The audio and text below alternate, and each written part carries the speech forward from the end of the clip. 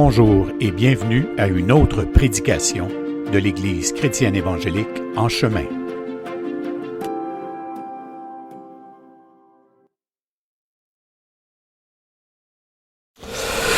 OK, alors si vous voulez tourner dans Actes chapitre 17, j'ai intitulé ce message de la façon suivante: Souveraineté de Dieu, virgule, une farine tout usage. Oh! Sans gluten? Sans gluten. Merci pour la remarque. Écoutez, ce qui m'a inspiré ce titre-là, c'est parce que, et je ne vous cacherai pas aujourd'hui qu'une partie des idées du message, ça vient aussi de mon expérience actuelle. Au cas où des gens m'écoutant disent « Hey, on dirait qu'ils parlent... » Oui, ben, on vit ce qu'on vit, puis à un moment donné, je vais plutôt de faire semblant. Je ne ferai pas semblant, mais c'est que tout ce que je vis, puis ce que certains d'entre vous vivez aussi, forcément, ça nous maintient dans une réflexion. On ne peut pas être à côté de la réflexion des choses dans lesquelles on est en train de vivre, puisque c'est ça qu'on est en train de vivre. C'est ça qui occupe nos pensées. Et ce que je trouve est intéressant et édifiant dans tout ça, c'est comment un choc comme ça nous transporte ailleurs, nous fait sortir de nos bottines habituelles, dans notre façon de réfléchir aux choses, et tout à coup, le choc est suffisamment solide pour que ça vienne disloquer des vieux réflexes, et ça en installe peut-être des nouveaux, peut-être des meilleurs aussi. Alors, c'est un petit peu l'idée. Sur la souveraineté de Dieu, ici, maintenant, ce matin, c'est pas en rapport avec la question de l'élection et du salut, parce qu'on a tendance à relier la souveraineté de Dieu strictement. Ben, je sais pas que tous les théologiens font ça, mais notamment quand on s'en parle dans une église, c'est souvent par rapport à la rédemption, donc à la question de l'élection. Mais on va en parler plutôt dans son rapport avec la vie de tous les jours et de quelle façon la souveraineté de Dieu est justement, des fois malheureusement, utilisée comme une farine tout usage. Et j'ai fait exprès de trouver ce titre un peu rigolo parce que, vous savez, ce genre de truc qu'on saupoudre un peu dans plein de recettes. Tu sais, t'en as besoin d'un peu dans tout, hein, parce que je sais pas ce que ça fait de la farine, mais ça doit faire quelque chose parce qu'on en met dans plein d'affaires. Du sucre aussi, on en met dans plein de trucs. Du sel, on en met dans plein de trucs. Et j'ai l'impression que la souveraineté de Dieu, notre compréhension de la souveraineté de Dieu fait qu'on en place dans plein d'affaires qui se passent. Et ça devient comme une espèce d'assaisonnement qui vient expliquer plein de choses et peut-être faussement. C'est comme si la souveraineté de Dieu était un sac, ma femme me disait un sac fourre-tout. Hein? Tu mets tout là-dedans. Puis nous, les chrétiens, on peut faire ça parce qu'on croit en Dieu. Puis quand on croit en Dieu, ben le sac fourre-tout, c'est Dieu est souverain sur toute chose. Donc, je ne chiale pas pour ce qui t'arrive. Dieu est souverain. Vous comprenez? Mais ça, tu viens de saupoudrer. Tu viens de ne pas te donner le temps d'accompagner un frère ou une sœur dans une difficulté parce que tu t'es dit, mais c'est la souveraineté de Dieu pour toi dans ta vie. Accepte-le, c'est tout. Tu sais, ce qu'un incroyant ne ferait pas. Tu sais, à partir du moment où tu n'es pas croyant, tu n'as pas le recours facile. Fait que tu as ou le choix d'ignorer la personne qui souffre ou de t'en occuper pour de vrai parce que tu ne peux pas sortir des trucs faciles de même. C'est pour ça que je dis à un moment donné, des fois, j'ai l'impression que je regarde des organismes d'aide humanitaire non chrétiens, puis je m'intéresse à eux de plus en plus parce que je découvre des gens extrêmement honnêtes dans ça, qui veulent vraiment aider, parce qu'il n'y a pas d'autre façon d'aider un humain que de l'aider par des moyens humains. Fait qu'ils décident de se donner toutes sortes de moyens humains pour aider des humains. Et on pourrait facilement dire « Ouais, mais tu sais, c'est juste palliatif, c'est juste... Non, mais c'est vraiment le cœur de Dieu qu'on s'occupe des gens. Et qu'on ne leur serve pas ou qu'on ne les saupoudre pas avec des raisonnements un peu trop facile. Donc, dans le texte, d'abord, lisons ceci. La souveraineté de Dieu s'exerce en tout temps et en toutes circonstances dans ma vie, sans jamais pour autant faire violence à ma liberté d'agir et de choisir. Mais à la fois, rien de ce que je choisis n'échappe ni ne fait violence à la parfaite souveraineté de Dieu. C'est vraiment important, ça. Donc, je ne suis pas en train de dire aujourd'hui que Dieu n'est pas tout à fait souverain. Dieu est souverain et cette souveraineté-là s'exerce en tout temps et en toutes circonstances. Donc, il n'y a pas un événement dans ma vie, un détail qui échappe au contrôle parfait de la souveraineté de Dieu. Donc, c'est un fondement. La question, est-ce qu'on peut utiliser ce fondement-là et le saupoudrer comme ça, pour tout et rien? Mais pas nécessairement. Et de la même façon que la souveraineté de Dieu s'exerce en tout temps et en toutes circonstances, en même temps, cette souveraineté de Dieu-là ne fait jamais violence à ma liberté, à ma capacité de choisir. Donc ça peut paraître une contradiction, mais en réalité, ça n'en est pas une. Et le texte de Acte 17 l'exprime très bien. C'est-à-dire que si je lève le bras dans les airs, c'est pas Dieu qui a fait lever mon bras dans les airs, c'est moi qui ai choisi librement. Donc, voulez-vous faire un acte libre, lever le bras comme ça, vous allez voir. Et pourtant, en même temps que Dieu, donc, vous n'êtes pas une marionnette qui fait lever votre bras, vous faites lever votre bras, mais ce qu'il faut comprendre, c'est que puisque c'est lui, c'est entre ses mains que votre vie, votre existence en totalité repose, c'est que si vous avez levé son bras, c'est qu'il l'a souverainement voulu aussi. Allez dormir avec ça. Mais c'est un fait bibliquement démontrable assez facilement, c'est que Dieu est autant souverain que nous sommes libres de poser des gestes. On n'a pas une liberté totale, c'est-à-dire que les seuls êtres humains qui ont eu une complète liberté, ce qu'on appellerait le libre arbitre parfait, c'est Adam et Ève avant la chute. Ils possédaient, et je vais vous lire un texte de Calvin intéressant là-dessus, qui montre que Dieu les a créés libres sans infléchissement, ni pour le bien, ni pour le mal. Pourquoi? Parce qu'ils sont créés au-delà du bien et du mal. C'est l'arbre de la connaissance du bien et du mal qui amène le bien et le mal dans cette vie par le péché. Mais eux sont complètement dehors de ça. Et Dieu ne les a pas créés avec une inclinaison en vue qu'ils choisissent de désobéir. Ils n'ont aucune inclinaison particulière. Ils sont des êtres parfaitement libres. Et ils ont choisi. Maintenant, qu'est-ce que l'homme a perdu à partir de ce moment-là? Bien, il a perdu ce type de liberté-là qu'avait Adam et Ève. N'existe plus. Est-ce que ça signifie qu'on est plus libre? Oui, on est plus libre comme il l'était. Nous, on est libre dans un infléchissement pécheur. Les portes du jardin ont été fermées. Adam ne peut plus, dans sa liberté, rechoisir de revenir avec Dieu. Il y a des chérubins protecteurs qui ont fermé la porte. Ce qui veut dire, c'est comme si Dieu disait à l'homme, la prochaine fois que tu vas rentrer ici, c'est moi qui vais t'inviter. Et en Jésus-Christ, c'est ce qui se passe. Cependant, dans notre liberté actuelle, notre liberté, même quand on choisit le bien, on a cette problématique qu'on risque de corrompre même ce bien-là qu'on fait. Donc, c'est pour ça qu'on est, Paul dit, dans l'esclavage du péché, dans Romains 3, nul ne fait le bien, dit-il, le bien au sens de Dieu. Il dit pas même un seul. Donc, c'est pourquoi Dieu exerce sa souveraineté complètement et parfaitement, toujours, en tout temps et en toutes circonstances. Mais jamais cette souveraineté-là ne vient faire violence à ce qu'on est et à ce qu'on veut faire. Mais à la fois, tout ce que nous faisons, nous le faisons parce que Dieu le permet. Maintenant, si on fait quelque chose de mal, est-ce que Dieu peut tenter quelqu'un au mal? Non. Dieu ne tente jamais personne au mal. Donc, on va se dire, oui, mais s'il est souverain, puis je fais le mal, comment je m'explique sa souveraineté là-dedans? C'est que Dieu ne vous a pas tenté à faire le mal que vous avez fait. Vous étiez libre de le faire, vous étiez libre de ne pas le faire. Mais par inclinaison, vous l'avez fait. Mais puisque Dieu est souverain sur votre être, vos mouvements, non pas qu'il ait voulu ce mal, mais si vous l'avez fait, il vous a permis de le faire. Et il va le récupérer. Il est souverain, il fait ce qu'il veut. Mais disant qu'il vous a accompagné dans l'acte de le faire, ça c'est la souveraineté de Dieu qui s'exerce dans votre mouvement, dans votre être. Hein, vous comprenez? Maintenant, en disant ça, on n'est pas en train de dire que Dieu l'approuvait, le mal qui a été fait. Pas nécessairement. Parce qu'il n'a pas tenté à la chose.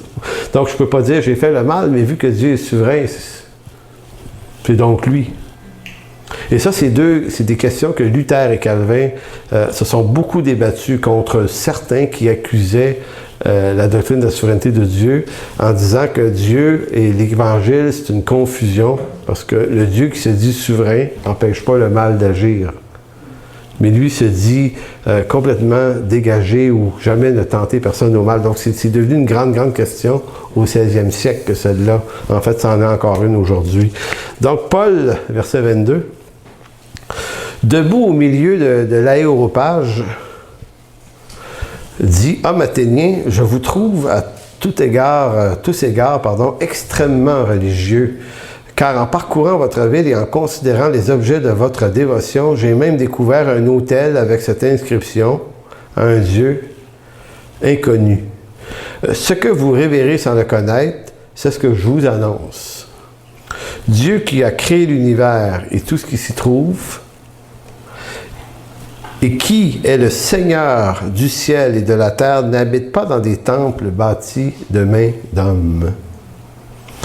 Il n'a pas besoin non plus d'être servi par des mains humaines comme s'il lui manquait quelque chose. Au contraire, c'est lui qui donne à tous les êtres la vie, le souffle en toutes choses. C'est important, là. Il vous donne la vie et le souffle en toutes choses. À partir d'un seul homme, il a créé tous les peuples pour qu'ils habitent sur la surface de la terre. Il a fixé des périodes déterminées et établi les limites de leur domaine. Par tout cela, Dieu invitait les hommes à le chercher et à le trouver. Peut-être comme à tâtons, lui qui n'est pas loin de chacun de nous. En effet, c'est de lui que nous avons trois choses: la vie, le mouvement et l'être. Comme l'ont affirmé certains de vos poètes, nous sommes, certains vont dire ses enfants, d'autres traductions, nous sommes de sa race. Les deux sont bons. Donc, on tient de Dieu trois choses. La vie. Ici, la vie, c'est pas la vie, le souffle de vie, c'est pas le pneuma, le Saint-Esprit qui souffle, c'est la vie Zoé.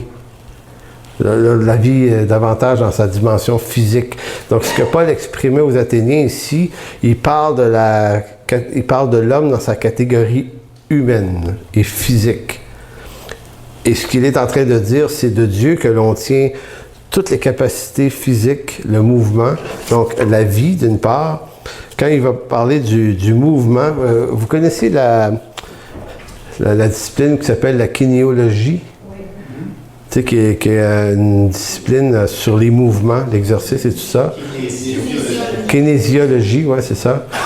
Donc, c'est le mot kinéo ici. Donc, la capacité de se mouvoir, de bouger. C'est pour ça que je vous disais, si vous faites lever, vous levez un bras, vous décidez de lever le bras, mais le mouvement qui vous permet de bouger est un acte de Dieu en même temps, souverain de lui.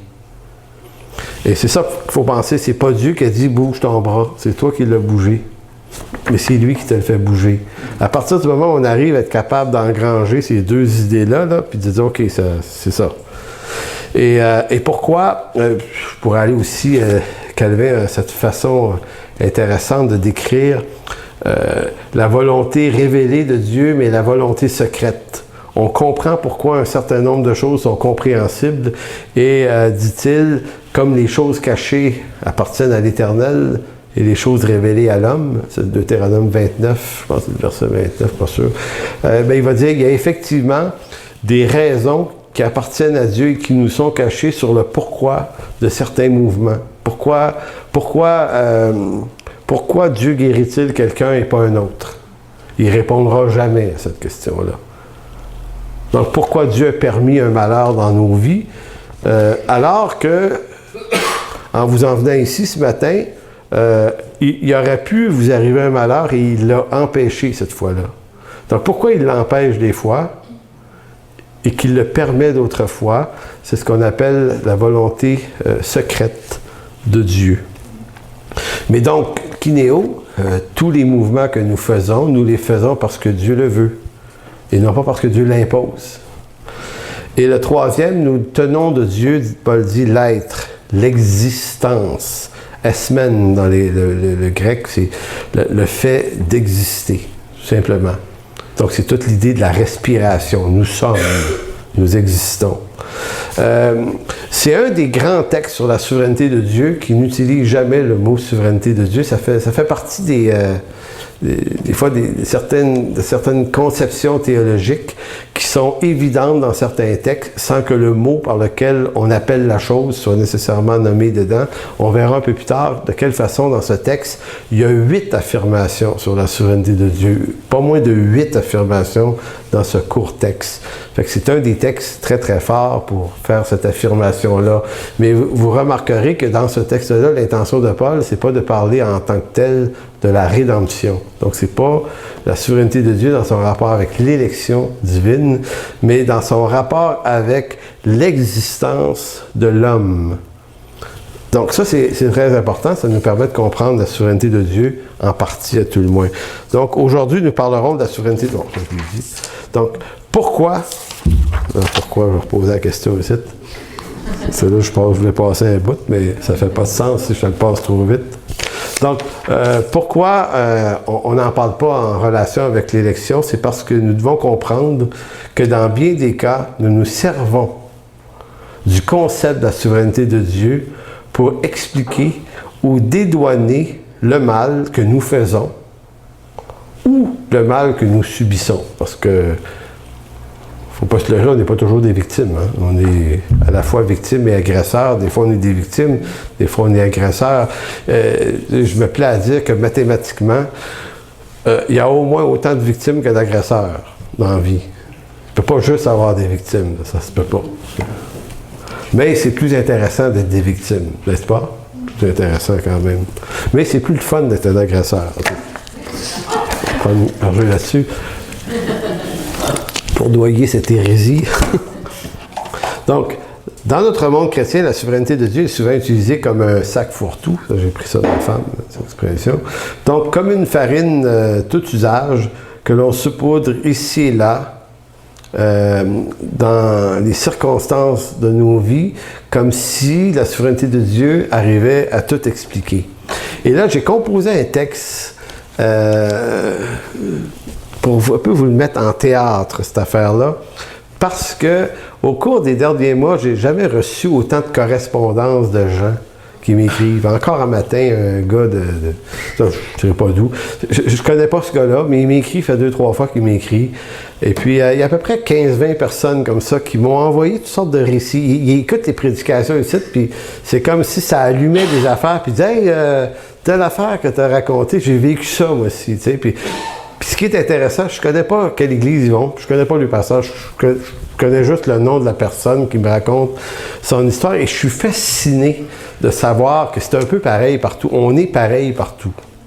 On est des humains, fait qu'à partir de là, on risque d'agir à peu près de la même façon. Et ça me fait découvrir comment on est bête et méchant, mais qu'on ne le sait pas.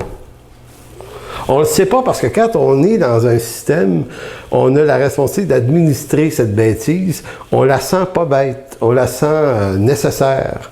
Et là, quand tu prends du recul avec le système, puis là, tu la regardes de loin, tu te dis « OK, c'est de ça qu'on a l'air. » Tu te dis, c'est pas que c'est pire là. C'est juste que c'est comme ça que ça fonctionne. Fait que j'ai entendu des histoires abracadabrantes, là, je vous dis, là, des affaires de fous. Là, tu te dis, ben c'est pas croyable qu'on fait ça. Et malheur, à mon grand malheur, à mon grand désespoir, je me suis reconnu dans ces histoires-là. Je dis, ben oui, moi aussi, il me semble que j'ai fait ça. J'ai déjà dit ça à quelqu'un. Mais je réalisais pas, moi, quand je disais que c'était idiot de dire une affaire pareille. Mais là, quand quelqu'un te raconte ce que ça y a fait de se l'être fait dire par un autre, tu trouves épais celui qui l'a dit. Mais là, après ça, tu dis, ouais, mais le problème, c'est que je l'ai déjà dit, moi, ça. Fait que, vous voyez-vous, c'est sonnant un peu. Fait qu'à un moment donné, il y a un gars qui me raconte, il dit, moi, ma femme, on s'était joint à une église, puis on était là, puis à un moment donné, il dit, on était un peu tout seul, on s'assoyait, puis il dit, quelques personnes nous disaient bonjour, mais personne ne nous jasait. Fait qu'il dit, à un moment donné, il fait 1 an. Fait qu'il dit, on s'est dit, bon, on ira pas pendant 1 mois, on va y aller dans 1 mois, puis on va voir si ça s'est rendu compte qu'on n'était pas là. Puis il dit, au bout d'un mois, j'arrive, bonjour comme d'habitude. Puis il fait la joke, il dit, j'ai l'impression que beaucoup de nos églises sont des bisous church. Ah, bisous church. Bisous church, on dit des bisous, tu sais. Salut, salut. Puis tu t'en vas. Puis il dit, ça arrête au bisou. Puis t'es là, t'es pas là, ça change rien. Puis vous voyez, c'est ça. Puis un autre me raconte une histoire abracadabra. Il dit, moi, j'étais à un comité dans une église, puis à un moment donné, le pasteur avait une vision. Ça c'est fréquent. Puis je comprends un pasteur. Un pasteur, ça pense croissance, ça pense, tu sais, essayer d'avoir de la croissance, puis d'être de plus en plus gros, puis grand, puis ci, puis ça. Puis là, il voulait absolument agrandir l'Église. Fait que nous autres, on l'écoutait, on disait, ouais, mais c'était pas tout à fait nécessaire. On a encore bien de la place. Puis tu sais, il dit, oui, mais le Seigneur me l'a montré. Puis tu sais, il dit, quand un pasteur ou un dirigeant de l'Église, il dit, le Seigneur me l'a montré, il dit, qui veut s'objecter au Seigneur, tu sais? Mais il dit en même temps, on se dit, ouais, mais attends une minute, le Seigneur te l'a montré. Fait qu'il dit, t'es mal pris avec un pasteur. Il dit, ouais, mais si je te dis que je suis pas sûr que le Seigneur te l'a montré, tu vas me répondre quoi? Comprenez-vous comment des fois, ces rôles qu'on se donne, puis ces usages théologiques, le Seigneur me l'a montré, on va chercher du passage biblique, puis on crème ça. Tu te places dans une condition pour être un peu pas remis en question, finalement. Tu sais, le Seigneur me l'a montré. Qu'est-ce que vous voulez répondre à ça? Fait que il dit, si tu oses répondre à ça, ben, il dit, tu tombes sur la blacklist de ceux qui ne veulent pas écouter le Seigneur. Fait que, tu sais, il y en a un qui me compte ça. Un autre me compte aussi, j'ai 3 histoires d'agrandissement d'église là-dedans. Il y en a un qui me dit aussi, moi, il dit, le pasteur avait une vision pour agrandir l'église, on n'avait pas de fonds. Pas beaucoup de fonds. Fait que, on va prier là-dessus. Puis il nous arrive une semaine en disant qu'il y avait eu une rencontre de Dieu cette semaine. Il dit, il a rencontré quelqu'un qui veut vendre du bois à la moitié du prix, taxe, pas de taxe. Fait qu'il dit, nous autres, on était là avec lui. On dit, ben, t'excuses, t'as une minute. C'est parce que là, il vient d'où le bois? Et là, et le pasteur de se fâcher de moi en disant, c'est pas important. On a prié là-dessus, le Seigneur a pourvu. Et là, il y en avait un là-dedans qui travaillait pour une agence du revenu, tu sais, il dit, ma job, c'est de dénoncer les gens qui achètent au noir de même. Fait qu'il dit, faut-tu que je te dénonce au gouvernement? Comprenez-vous? Et là, le pasteur, de plus en plus fâché, il ne prend pas. Ben non, mais là, vous êtes contre Dieu, là. C'est Dieu, là, qui a fait ça. Vous voyez, c'est ce genre de truc-là. Et ma foi, tu sais... ma carrière pastorale me fait lire ces trucs-là, puis tu sais, c'est comme, c'est drôle, puis ça l'est pas. Puis je me reconnais, moi, dans des histoires comme ça. Je me dis, c'est vrai qu'on est dévoré par des ambitions, puis à un moment donné, on se sert de la souveraineté de Dieu. Comprenez-vous l'idée du message? On est capable, nous, de se donner des outils bibliques pour venir renforcer des fois des raisonnements. Et l'élément qu'on prend dans l'Écriture, c'est un raisonnement qui est juste, qui est théologiquement juste, mais qui est injustement utilisé. Au fond, pour rencontrer nos ambitions dévorantes. Donc, et des histoires de blessures, de toutes sortes de situations qui n'ont pas marché, puis qu'à un moment donné... une personne qui me raconte, a dit, je suis allé un bout de temps dans une église où je sentais que les finances, c'était pas clair comment qu'on faisait ça. Fait que, puis à un moment donné, t'as l'impression que c'est le pasteur qui s'occupe de tout, là.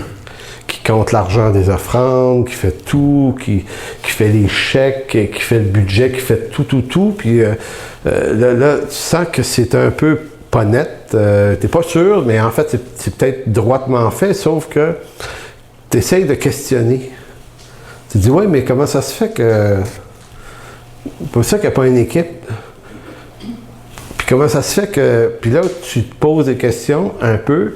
Et là, et à partir de là, j'ai très, très bien senti que j'étais mis à l'écart comme si j'étais un rebelle qui ne comprend pas comment Dieu travaille ici. Je n'ai pas la vision. Je n'ai pas saisi comment Dieu fait ça. Et là, la personne dit, je trouvais ça extrêmement blessant parce que moi, mon intention était limpide puis était biblique aussi. Mais comment on peut, dans une église, comme dirigeant d'église, se donner, je dirais, tous les moyens pour se protéger, même de notre propre bêtise, et se rendre suffisamment hermétique pour devenir inatteignable. Bref, je pourrais vous en compter d'autres, pas nécessaire, mais vous voyez un petit peu où est-ce que je veux aller. Donc, j'ai composé cette histoire-là qui est un condensé de toutes sortes de situations. Vous allez voir un peu à quel point. Et ça, je me reconnais là-dedans, autant pour le vivre en tant que quelqu'un qui subit, mais comme quelqu'un qui le fait subir à d'autres aussi. Donc, voici l'affaire. Un frère cause un tort blessant à un autre frère. Bon, ça, c'est classique, là, quand même. Puis, un troisième frère, qui, voulant défendre le frère qui a causé ce désagrément, mentionne au frère blessé que cette blessure ne devrait pas l'affliger tout autant, puisque Dieu, dans sa souveraineté, l'a voulu ainsi. Vous voyez l'idée? Si Dieu est souverain, mais pourquoi tu te dis blessé d'abord? Et là, tu prends le frère en question, au fond, il prend l'usage de la souveraineté de Dieu qui est vrai, mais l'application est faux. Donc c'est subtil. Comment notre théologie juste peut servir l'injustice? Donc, puisque Dieu l'a voulu ainsi. Or, devant le refus d'accepter trop aisément ce raisonnement théologiquement vrai, mais appliqué de manière tordue, ce second frère qualifie d'orgueilleux le frère blessé, car selon lui, sa réaction n'est pas ni à la hauteur, ni conforme à la volonté de Dieu qui, dit-il, devrait le conduire à se réjouir davantage de ce que Dieu travaille son cœur. Vraiment. Et voilà, ce frère blessé se trouve maintenant doublement affligé. Un, d'abord par la blessure du frère, le premier frère qui l'avait blessé, et de deux, par l'interprétation erronée du deuxième frère qui l'accuse d'être orgueilleux et peu humble parce que, comme Dieu est souverain, tout ce que Dieu permet selon sa souveraineté doit être reçu avec béatitude et action de grâce. Voilà donc un des effets pervers du mauvais usage de la souveraineté de Dieu. Et ça, je me reconnais pour le subir, mais je me reconnais dans des situations où c'était un raisonnement que j'avais. Tu sais, que c'était à chialer. Dieu l'a voulu. C'est comme ça. Tu sais, ta femme est partie. Souveraineté de Dieu. Tu dis, non, attends une minute, c'est parce que l'Écriture disait qu'il n'est pas bon que l'homme soit seul, puis que l'homme ne sépare point ce que Dieu a uni. Oui, mais ça t'est arrivé. Dieu est souverain. Tu n'es pas supposé de te sentir mal là-dedans. Tu sais, les gens célibataires ou qui ont été abandonnés comprennent très très bien à quel point c'est douloureux se faire dire un truc de même.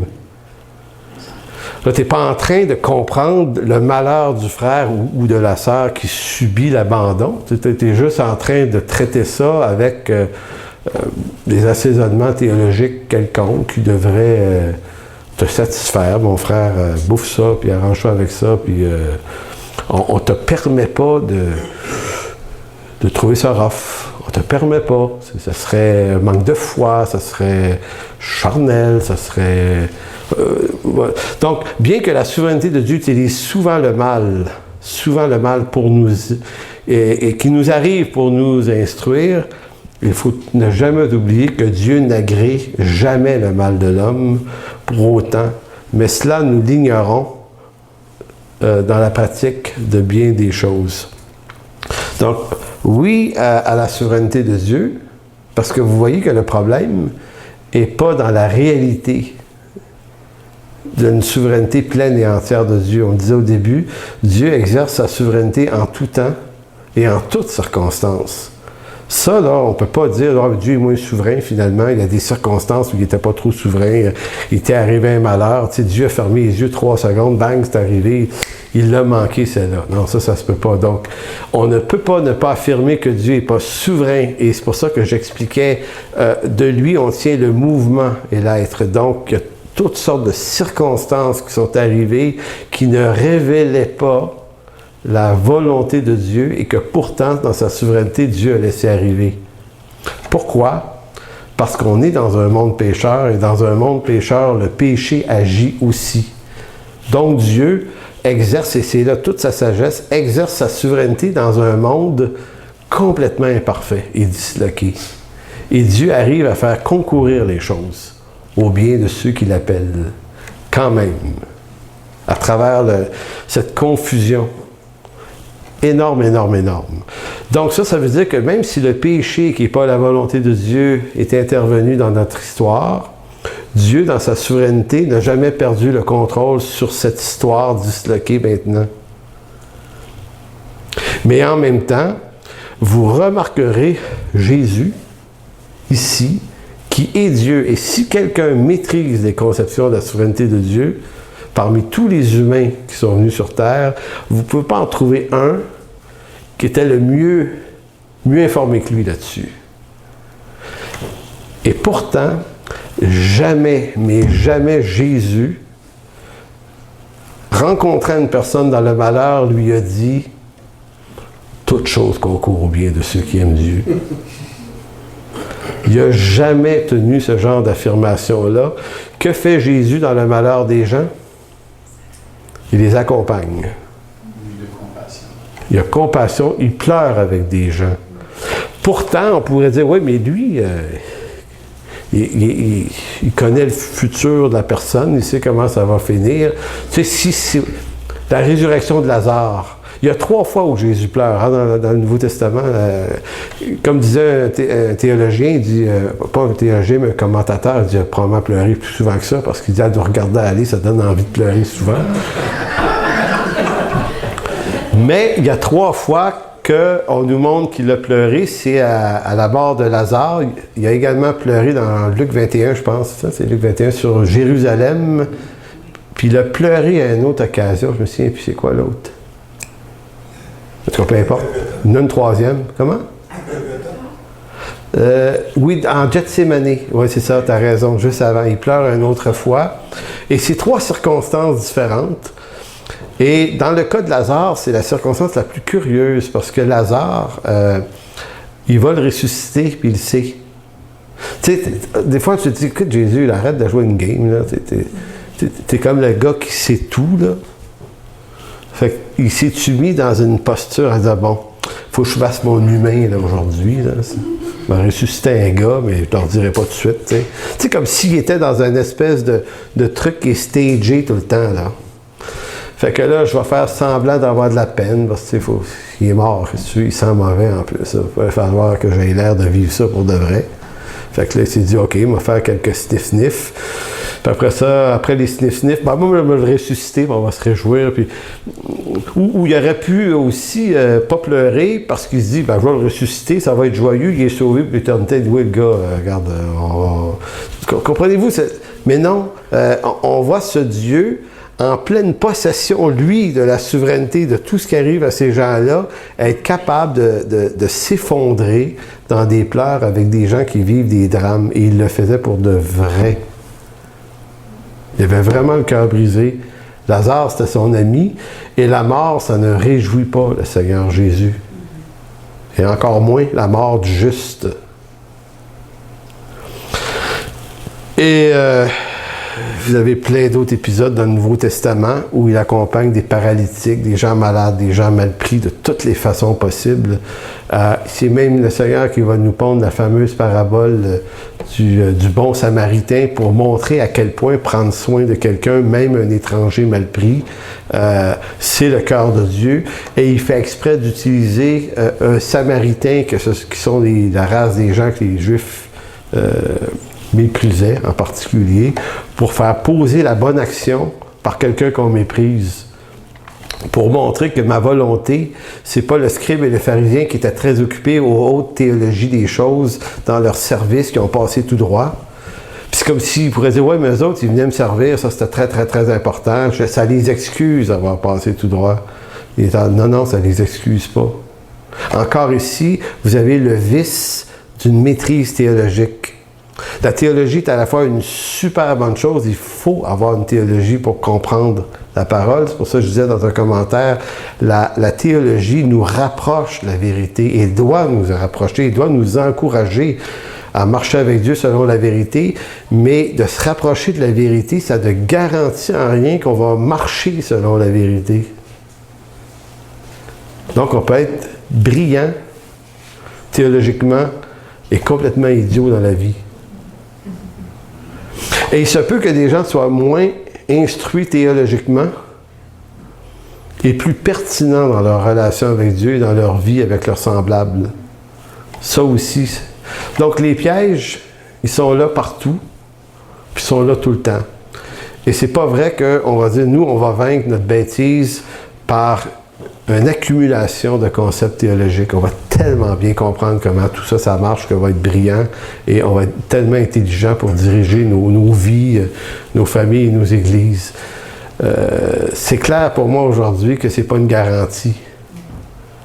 Mais je suis pas en train de dire qu'il faut pas étudier la théologie, c'est une nécessité. Il faut comprendre le cœur de Dieu à partir de sa parole.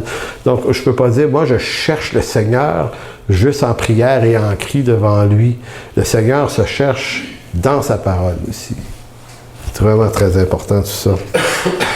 Donc, certes, la théologie nous rapproche de la vérité. Hey, je t'ai rendu de cette phrase-là. Wow. En tout cas, excusez. Je tripais. Bon. Certes, la théologie nous rapproche de la vérité, mais cette connaissance de la vérité ne garantit en rien que nous marcherons dans la vérité.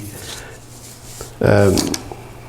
Je vais vous donner un exemple qui expose ma propre bêtise, parce qu'on est là dans ça. Je pense l'avoir déjà conté il y a longtemps dans une convention, cette histoire-là. J'y pense encore, parce qu'il n'y a pas longtemps, je suis allé prendre un café avec le gars en question. Donc, ça se passe il y a 5-6 ans.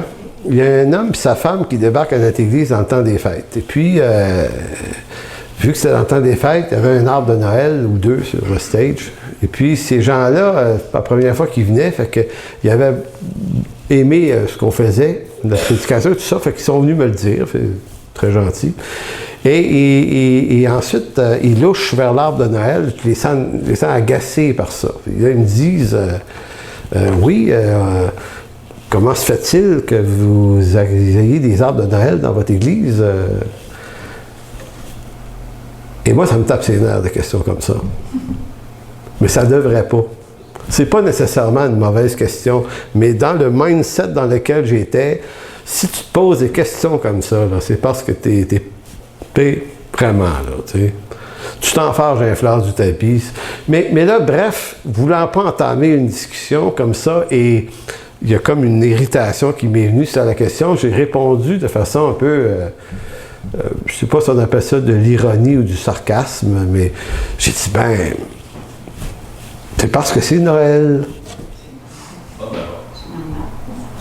Non, oui, c'est ça. Mais c'est Noël, fait que c'est pour ça qu'il y a des arbres de Noël. Puis je comprends qu'ils comprennent que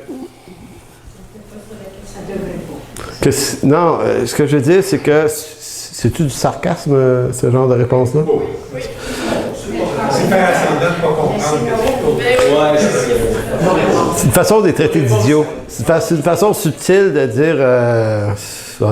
Et là, je sens que ma réponse les brusque un peu, puis... La discussion arrête là. Donc ça s'appelle un début de relation qui commence pas bien avec quelqu'un, tu sais. Et je me souviens par la suite d'avoir ri d'eux autres dans leur dos. En parlant avec d'autres mondes, avec dit, ouais, il y en a deux là, dimanche, là, que d'autres, là, ils m'ont posé telle question là, sur l'arbre de Noël, puis j'ai répondu ça. Puis là, tu sais, puis bon. Et là, il se passe des mois là-dessus. Et à un moment donné, je revois le couple, des fois, assis. Et il n'y a pas grand monde qui vont les voir. Et je me dis tout le temps, c'est sûr, ils sont un peu nuls, tu sais. Ils se posent des questions sur les arbres de Noël, c'est pas fort, tu sais. Là, vous ne me direz pas que je suis seul qui réfléchit de même, là, dans la vie. Merci de vous associer à ma bêtise, ça me fait du bien. Mais toujours est-il que... Et il se passe des mois, puis à un moment donné, ils sont là, puis ils ne sont pas là. Puis un jour, le mari vient me voir. Il dit, on a décidé de quitter quitter votre église parce que, il dit, visiblement, vous n'avez pas envie de nous connaître. Il dit, on est toujours assis tout seul, et puis il dit, on a fait exprès de s'asseoir un peu à l'écart. D'ailleurs, on voulait savoir, y a-t-il quelqu'un qui va se rendre compte qu'on est là? Fait qu'ils me disent qu'ils s'en vont, puis moi, ok, allez-vous-en, sans passion particulière, et puis, et c'est ça. Et vous savez quoi? C'était pas eux, les idiots. Leur question sur l'arbre de Noël était une question pertinente. Que je juge ou non leur question bonne, j'aurais dû prendre le temps de m'asseoir avec eux, puis au-delà d'un arbre de Noël, d'essayer de comprendre c'est qui ces gens-là. C'est tout. Donc, ce que j'essaie de dire, c'est que mon argument sur l'arbre de Noël, que c'est pas grave d'avoir un arbre de Noël, je peux avoir raison dans les faits, que ce soit des faits théologiques ou éthiques, mais c'est pas parce que j'ai raison de penser ce que je pense que j'ai nécessairement raison de le dire. Donc, c'est pas parce que c'est vrai que ça se dit comme ça. Et quand je reçois du courrier en ce moment, c'est extraordinaire la somme de trucs comme ça que j'entends et que je ne peux pas juste accuser les autres, les pasteurs ou les dirigeants de ces gens-là. Là. Je suis obligé de me dire, mais ça nous ressemble tellement. Ça me ressemble tellement. C'est incroyable. Ce qui m'amène à terminer, plus vite que je pensais, parce que je vois à quelle heure il est déjà à arrêter bientôt. Je vais terminer sur Job. J'avais cette réflexion-là au sujet de la théologie juste. Je pense que c'est avec toi, Guy, que j'ai parlé de ça vendredi. C'était intéressant parce que ce qu'on voyait, c'est que le livre de Job est un livre étrange dans l'Écriture. Il est étrange de bien des façons, ce livre-là. D'abord, c'est le seul livre où tu vois Dieu avoir un meeting avec Satan. Puis travailler ensemble. Là. En disant, regarde, j'ai envie d'aller péter la gueule à quelqu'un en bas, je peux-tu y aller? Ouais, mais cogne pas trop fort. C'est mon serviteur. Fait que tu te dis, OK, c'est intéressant ça, Seigneur. OK, t'en as-tu souvent des meetings comme ça? T'en as-tu un? Satan, es-tu allé te voir dernièrement pour ma vie ou pour la vie des autres autour de moi? Parce qu'il y en a une couple qui se font cogner. Fait que, voyez-vous, c'est étrange à la base. Et ce qui est étrange, c'est que ça rempire. Le gars, il perd ses 10 enfants. 10 enfants. Je connais des gens qui en ont perdu un, puis tu t'en remets pas. Je veux dire, il a perdu 10 d'un coup. Il a perdu ses richesses, mais sa plus grande richesse, ça devait être ses enfants, lui, comme tout le monde. Là. Alors, c'est vraiment rough, son histoire à lui. Et lorsqu'on lit ce livre-là, on tombe dans 4 phases. Hein. Il y a 4 amis, Job. Je sais les noms aussi. Là. Eliphaz, Bildad, Tsophar et Élihu. Élihu, c'est le 4e. Et les 4, c'est le seul qui est agréé, qui est approuvé par Dieu dans son commentaire. Les 3 autres passent pour des manques de sagesse. Ils subissent, je dirais pas la colère de Dieu, mais la désapprobation. Puis moi, ce qui m'a toujours troublé, c'est que je les trouve brillants, moi, ces gars-là. Pourtant, quand je lis le livre, je me dis, si bol, Seigneur, j'arrive pas à voir ce que tu leur reproches. Ils sont pas mal plus brillants que je le suis, là. Ils sont théologiquement, ça coche, les gars. Il y a même un commentateur qui dit, tellement ça coche qu'il y a de leurs déclarations qui sont reprises ailleurs dans l'Écriture. Et pourtant, Dieu leur dit, tu as eu tort. Alors tu dis, ils ont eu tort comment? Là, tu dis, ça pourrait mêler ma théologie. Tu dis, donc tout ce qu'ils ont dit n'était pas vrai. Et en fait, c'est pas ça. Le problème n'est pas dans le contenu. Les gars avaient des contenus relativement corrects. Au fond, c'est que ces hommes-là n'ont pas compris que leur appel, ça aurait probablement été de souffrir avec Job. Et n'ont pas tenté d'expliquer à Job les raisons de sa souffrance. Parce qu'en voulant expliquer à Job les raisons de sa souffrance, ils sont rentrés dans l'espèce de conception que ce qui t'arrive, Job, au bout de l'affaire, puisqu'on a affaire à un Dieu souverain, c'est profondément ou très certainement de ta faute, finalement. Parce que, comme un commentateur disait, c'est dans l'idée que la force de l'épreuve qui t'arrive doit être certainement proportionnelle à ton péché. Et Job résiste. Et ça fait un tumulte là, entre lui et ses amis, parce qu'effectivement... Et là, la difficulté, c'est aussi que Job se fait traiter de pécheur là-dedans. Mais c'est compliqué, cette affaire-là, parce qu'il est effectivement un pécheur, et ça, c'est toujours vrai. On a tous en nous une part de colère, une part de rébellion, une part de bêtise. Donc, affirmer à un croyant dans la souffrance qu'il y a une part de bêtise qui a probablement causé sa souffrance, c'est de lui avoir absolument rien dit. Non? Et c'est pour ça que lorsqu'on regarde Jésus, qui rencontre en chemin des gens malades, des gens mal pris, on sait bien que beaucoup de ces gens-là sont probablement responsables du malheur qu'ils vivent. Donc, il y a un problème, là. La femme au puits de Jacob a eu Sainte Marie, il y a un problème, là, non?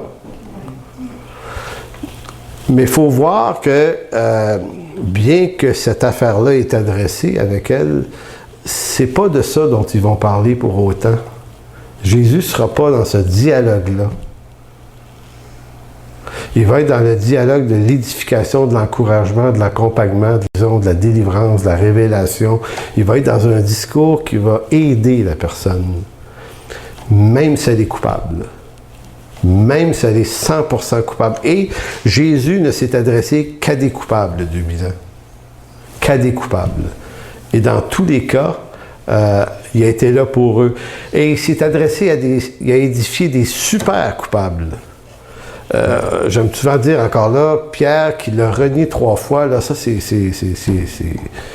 quelque chose dans l'offense faite à la personne de Jésus, et Jésus va réaccompagner Pierre dans la réinstallation de son appel, de sa vocation, et c'est probablement une des raisons pour lesquelles Dieu fait des reproches aux 3 amis de Job.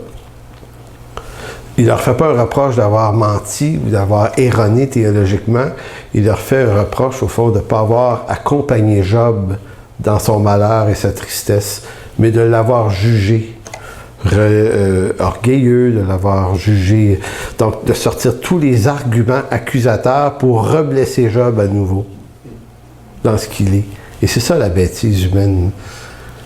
Et quand je nous regarde aller, nous, chrétiens, certainement bien intentionnés, je réalise à quel point on reproduit ces schémas-là qui sont blessants, qui sont accusateurs, parce que c'est profondément humain et malfaisant de le faire, probablement, mais parce que peut-être qu'on ne réfléchit pas assez sur notre approche qu'on devrait avoir avec les gens. Puis encore là, si on prend l'exemple des itinérants, tu sais, dans les rues, où souvent on s'est dit ben c'est de sa faute, tu es là, c'est à lui de ne pas boire, c'est à lui de ne pas faire ci, c'est à lui de ne pas lâcher sa femme, de ne pas ci, de ne pas... Tu sais, ils ont fait... c'est pas juste des victimes là, qui sont là, il y a des gens qui ont vraiment fait des choses qui les ont amenés là aussi. Mais est-ce que nous, notre amour pour les gens, notre affection pour les gens, notre compassion pour les gens doit surpasser notre jugement qu'on a contre eux? Et c'est ça la rédemption. C'est ainsi que Dieu nous traite. Donc c'est comme ça qu'on va traiter un frère. Donc si vous voyez un frère ou une sœur mal pris, qui vit quelque chose de difficile, écoutez-le plutôt. Écoutez-le. Ça va être œuvre utile par la grâce de Dieu. Amen. Alors, merci de bénir cette parole aujourd'hui, Seigneur. Seigneur, c'est une prédication que je trouve qui me fait peur à moi-même. Puisque c'est d'abord ma propre bêtise à moi que tout ça expose. Mais Seigneur, c'est par ta grâce qu'on s'en sort aussi. Seigneur, fais-nous la grâce de te servir, non pas en vue d'être meilleur que d'autres, parce que c'est encore une autre bêtise que de chercher juste à être meilleur, mais certainement, Seigneur, rends-nous authentiques dans les relations. Crée en nous ce regard authentique sur les gens, ce regard qui est le tien sur les hommes et les femmes qui souffrent. Entre nous d'abord.